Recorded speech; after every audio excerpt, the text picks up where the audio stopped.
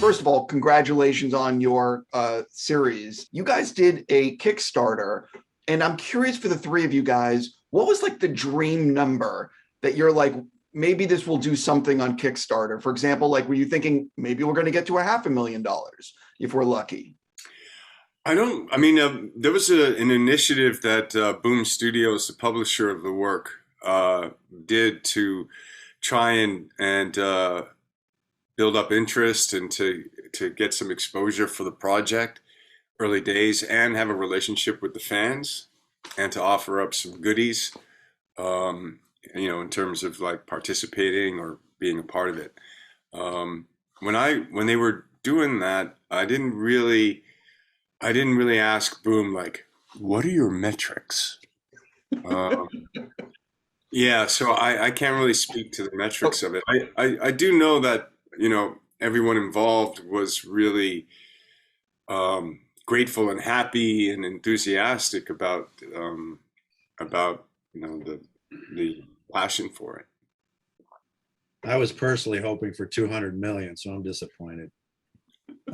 No, I think the whole idea with Kickstarter is to be have a more direct connection with readers and get people excited about a book and like actually be involved in getting it to happen. And I think the timing on it too was something where like we couldn't go to conventions and talk about it and show art. So it was a way to reach out and get people excited about it ahead of time, and then just get people involved, and make it special, that the final total is whatever it's going to be. But I think just reaching out and interacting was the coolest part.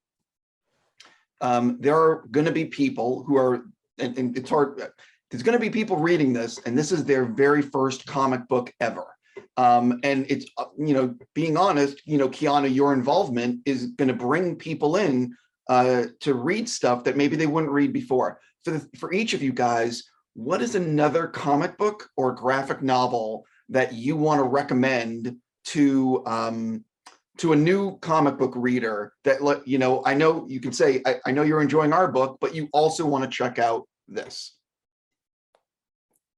Yeah, I'll go first on that one. There's two things I would recommend. Like if you like this, what we're doing, you might like that. And I think the easiest one is anything by Jeff Darrow. He's doing a book now called Shaolin Cowboy, and he did Hard Boiled, back in the 90s. So I would recommend both of those. And then there's a manga by Osamu Tezuka called Phoenix, which is kind of, it's not what we're doing or whatever, but I just thought about the other day. I was like, oh, it spans all of time and space. So it starts at the beginning of like in the Stone Ages and then goes into the future. And it's kind of and he's basically like he's Japan's Walt Disney, like of manga. So like everything he does is great, but I'd recommend those two. That's an interesting one. I mean, because a lot of it depends on a person's personal taste. There's some people like fantasy, some people like, sci-fi or the gore or the, supernatural or, or things like Captain America. But it's just as far as good quality writing, I would probably say you could go back. I like Mike Mignola's work a lot. The Hellboy stuff, but even further back, like Fafhrd and Grey Mouser, things like that. A lot of what he's got on his rack back there, I keep seeing Matt's face is predominant in my screen here, but he's got a lot of those old things are great to look at. So yeah, I mean, it really depends on their taste and, what they want to read. I mean, I was with Marvel for so long, so a lot of, that's where, my automatic thought process goes back to Jack Kirby all the way back to the 60s and pick up, all of his old work, because that's really kind of where it really began and, cracked open. So that's what I would suggest.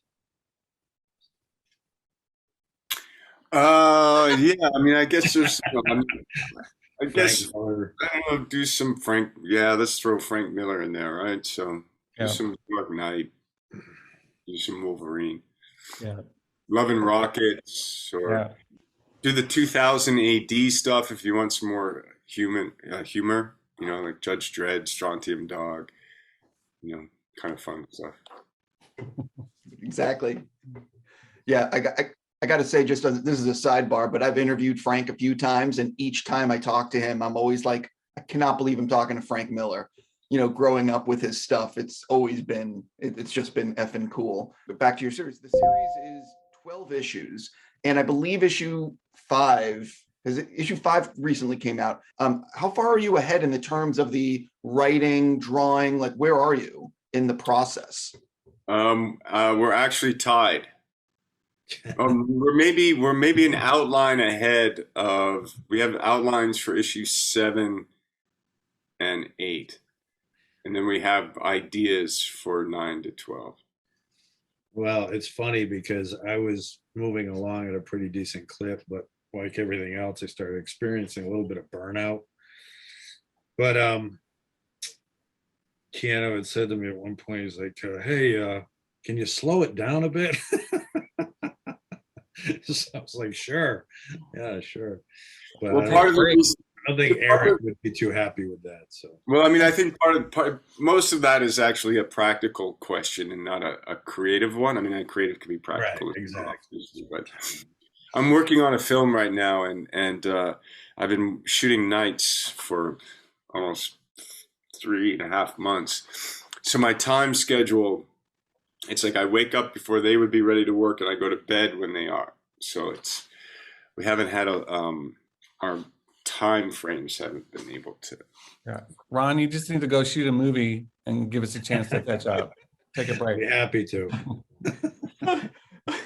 How much of the entire storyline had you guys figured out before actually jumping into issue 1? Meaning, like, did you know ultimately where your ending is going to be in issue 12? Or did you sort of just have a basic outline, like, we think this is what it's going to be, if you know what I mean? No, we started definitely with an alpha and an omega. So there's definitely this kind of origin story, and we have a dartboard. I mean, I think, we have where we want to go. And we have a lot of ideas for how we want to get there. But one of the cool things about this project is that it's a living thing. It's not like, okay, it's in my head, it's set in stone, and now we just go make it. There's something kind of evolving, and we can react to our own storytelling. We can develop it. But we definitely have, like, this is what happens. So you guys figured out like essentially like a Bible for the story, for the powers, for the answers to the big questions. Yeah.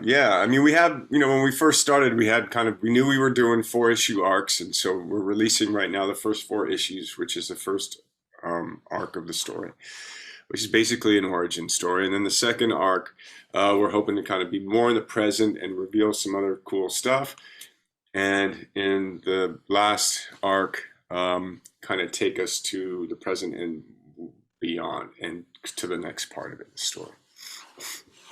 Ron, I have a question for you, actually. I'm fascinated by the way artists work. How long does it actually take for you to do a page?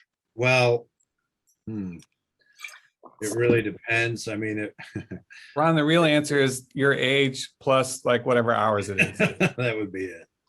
I was going to say that working on this, each issue should take me a year. So it would be a 12-year project because there's so much detail going on in this book. But no, at average, maybe 1 or 2 days a page. I work in chunks. Like I'll do the whole half of the book, but I lay the whole thing. I lay out the whole book first. I don't get hung up on one page at a time. I kind of go and I lay out the whole thing so I have it. It's just there to refer. It can, I can refer to the script and make changes. Go back and I just keep refining it as I go along. But then I'll do the first half and then I do the second half, and that's basically how it works best for me. So Ron is basically saying, what do you mean by 1 page at a time? What do you mean 1 page? It's never 1 page. What do you mean? When is a 1 page done? When do you start counting the page? You guys know that I run a site called Collider, and we cover a lot of movies and TV. You guys have a deal with Netflix, and so I definitely want to ask you, as someone focused on movies and TV, what is actually the status of the feature film, of the animated series? What can you tease fans? Yeah, so right now working with Netflix have been very cool. They're going to let us do an R-rated story, which is cool. My ambition or hope is not to do a filmed version of the comic book, so that they'll have things in common, definitely the main character and this kind of rule set, but that we can kind of take it to other places as well. We're talking to a couple different animation companies and trying to figure that out. And again, for me, I'm hoping to not, again, be inspired, influenced. There's some rules to the story, but also I want other creators to be able to do their version of it.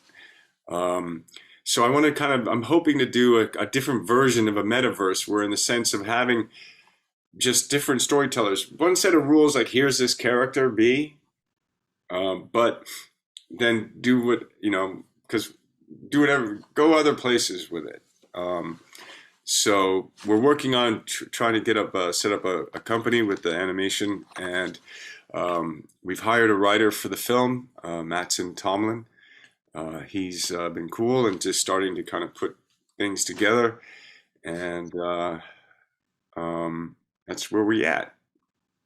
What's your optimistic time frame for actually making a movie out of this? Like actually being in front of cameras and filming? Let's say June of 22.